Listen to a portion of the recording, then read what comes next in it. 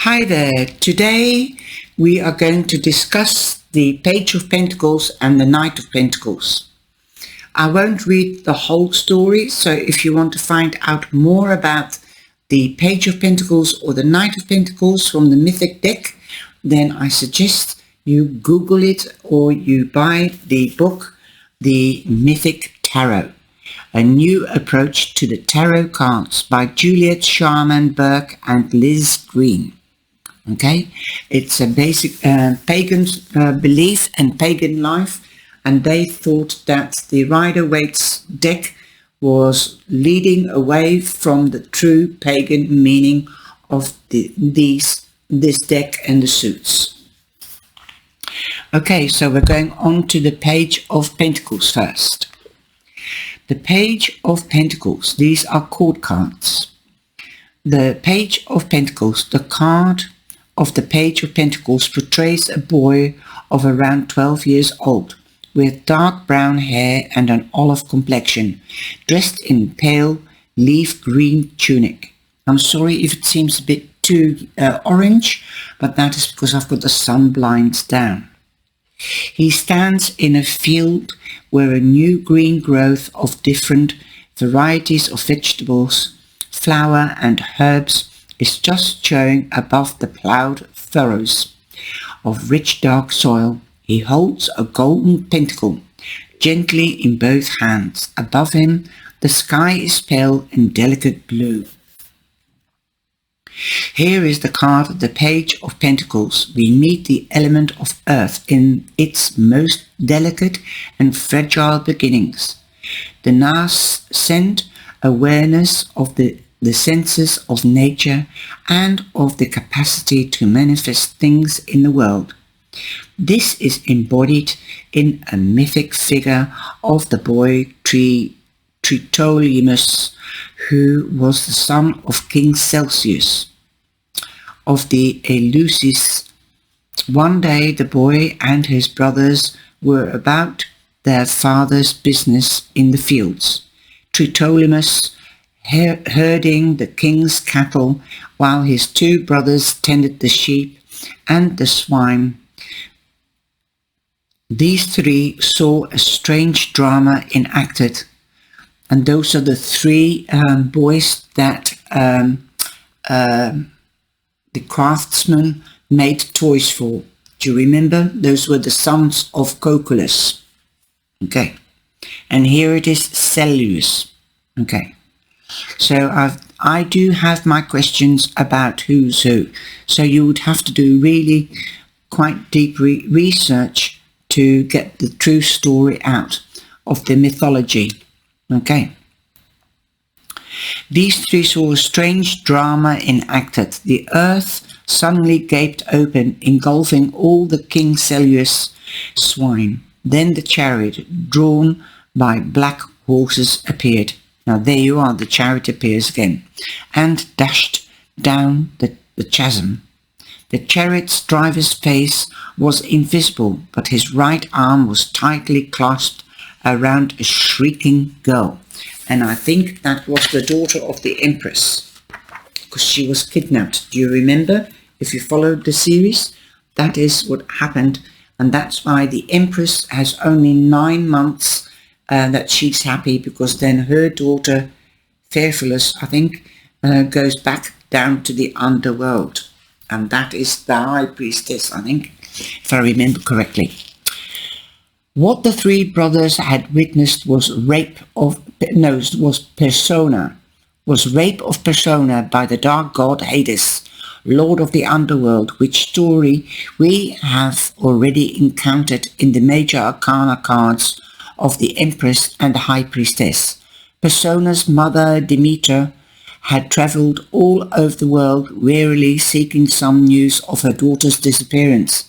When she arrived, disguised, at Ephesus, the boy Tritoliumus alone recognized her and gave her the information she needed, which had eluded her for so long. For this act of kindness, the Earth Mother, as the Empress is known as Mother Earth, the Earth Mother rewarded Tritoliumus first by teaching him her worship and mysteries, in essence, the mysteries of nature and the death and regeneration of life through the seasonal cycles.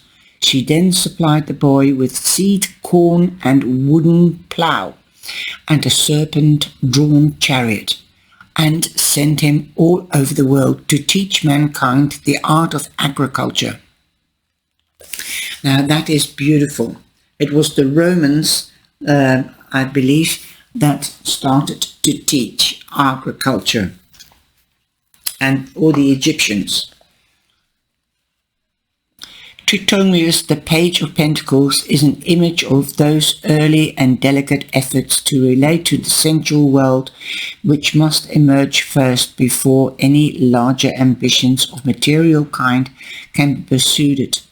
In common with all the pages of the minor arcana, the Page of Pentacles is a bud, a bare beginning, and like all buds, this gentle, delicate beginning of recognition of the value of material world must be nurtured and protected, lest it is crushed through unvaluing and neglect. Often the Page of Pentacles can suggest the early interest in some new hobby which starts as a mere idea of enthusiasm, but which, if cared for and developed slowly and patiently, may eventually become a fully blown vocation, which yields both material and emotional rewards and fulfillment. We have all experienced these little enthusiasms, but how many of us really follow them up and try the necessary first small steps which might lead to something greater? Tritoliumus, the Page of Pentacles, is a serious child, responsible and hard-working, as few children are. At the young age he is given care of his father's cattle, instead of playing like other boys. Thus the energy of the Page of Pentacles needs to be treated gently but seriously. Likewise, the image of Tritoliumus must reflect the delicate beginnings of sensuality emerging, particularly if the individual has all his or her unvalued this dimension of experience. The beginning of sensual awareness is a more intellectual and imaginative temperament may be overlooked or despised. Yet the myth of Tritoliumus suggests that if the life of the boy is recognized and valued as the boy recognizes and values the goddess Demeter, great rewards may emerge in the future. For many people, this nascent awareness of the body may take the form of a desire to care for oneself better through a better diet or exercise, or more time for relaxation, or an interest in gardening or caring for animals, playful things which lead to a deeper and stronger relationship with the earth itself. When the Page of Pentacles appears in a spread, it marks the gathering together of energy which can eventually be used for building things in the world and fulfilling the needs of the body. Sometimes money becomes available in small sums, which needs to be saved and nurtured rather than thrown away as insignificant. Sometimes the individual takes up a new hobby which may later develop into a profession. With time and care, or he or she may begin to care more for the body and take more interest in sensual pleasures and fulfillment. The message here, as with all pages, is that care, gentleness, and time are needed to bring a potential to fruition. Wow. That was awesome. I think I'll just have to go on to the Knight of Pentacles now. Now we're going on to the Knight of Pentacles. The Knight of Pentacles, the card of the Knight of Pentacles, portrays a sweary young man with a dark brown hair. mounted on a stocky brown horse. He is dressed in lime green tunic and brown leather armor, and wears a brown leather helmet. In his right hand he holds the golden pentacle, in his left the sheaf of wheat. Around here, the sheath armor, and wears a brown leather helmet. Around him lie rolling pastures dotted with sheep, and an olive grove with beehives. Above him is a brilliant blue sky. I rather like this picture, actually. Here is the card of the Knight of Pentacles. We meet the industrious, versatile and changeable dimension of the element of earth, which is constantly in motion. This is embodied with a mythic figure of Artedius, who was called guardian of the flocks. Artedius was the son of the sun god Apollo. Now this is going to be quite long. Just if you get bored, then stop it and take the time and then come back to it when you want to listen to more, like if you're on the train or on the metro going to work. By a mortal woman called Kyrene. I love that name. And when he was an infant, he was given to be Mother Earth, who fed him on nectar and ambrosia. The dryads, or three nymphs, taught Arteus how to curdle milk for cheese, build beehives, and make the olester yield of cultivated olive.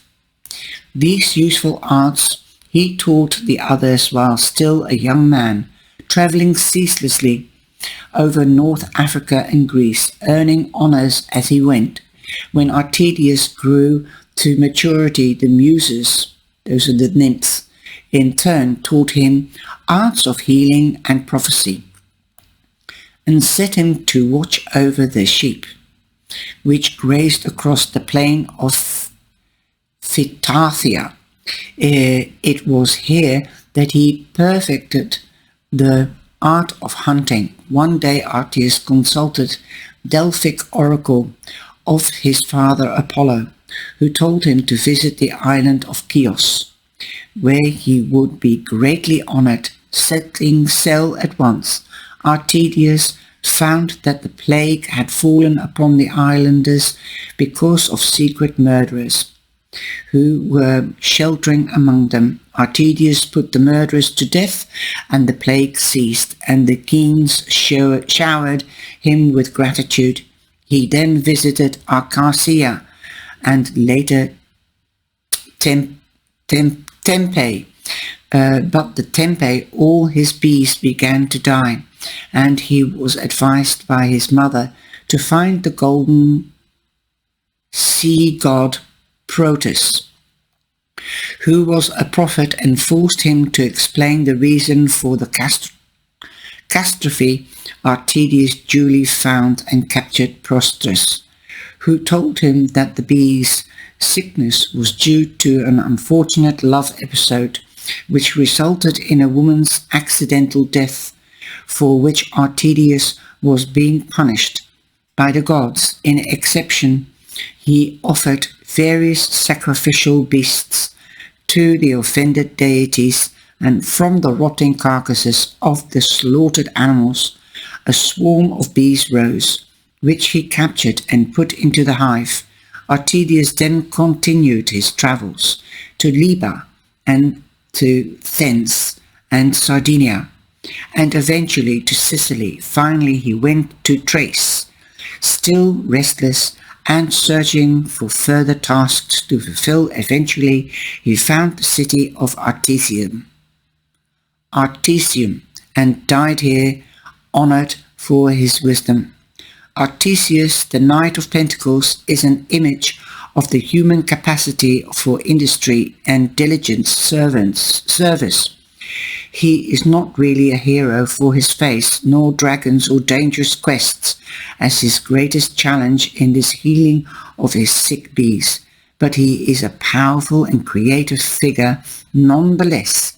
The character of Aristeus is that of the lover of the countryside and friend of animals and all white creatures, to whom no task is too menial, provided it services the life of nature. Although his aims are limited, Artedius could never be accused of the grandiose pride which afflicts so many Greek heroes, and which the cause of their glory and their ultimate downfall. Yet he is a kind and dependable, willing to work long and hard for the matters which concern him. Although virtually every figure in the Greek myth is culpable of some rape, seduction, murder, or some other crime, it is a particular trait of Artedius that he willingly accepts such a detailed and tiresome ritual and discards it impeccably for the sake of a few bees. Thus Artedius embodies the side of us which is humble enough to relate to the humblest forms of life, and which is always ready to learn more about the variety and complex phases of nature. The Knight of Pentacles is not a glamorous figure, but he is capable of great contentment because his achievements are always circumscribed by realism and humble aims. This is the quality which allows us to accept with good grace the job which may be boring yet which must be done, and to discharge faithfully the tasks of ordinary living. Artesius has no pretensions to divinity, yet he is a god's son. After his birth, is himself worshipped as divine. When the Knight of Pentacles appears in a spread, it is time for the individual to develop that dimension of the personality which is comfortably and firmly anchored in the ordinary task of living. The Knight of Pentacles may enter one's life as an industrious, humble, gentle, hard-working young man, perhaps lacking an imagination but rich in qualities and reliability and gentleness. But if such a person enters one's sphere, it may be seen as an opportunity to learn more about the side of oneself through the catalyst of another. Wow. Well, my darlings, I hope you've liked that. Take care, stay safe, and watch the King and Queen, or the Queen and King, in the next episode. Thank you. Please like and share. Bye-bye.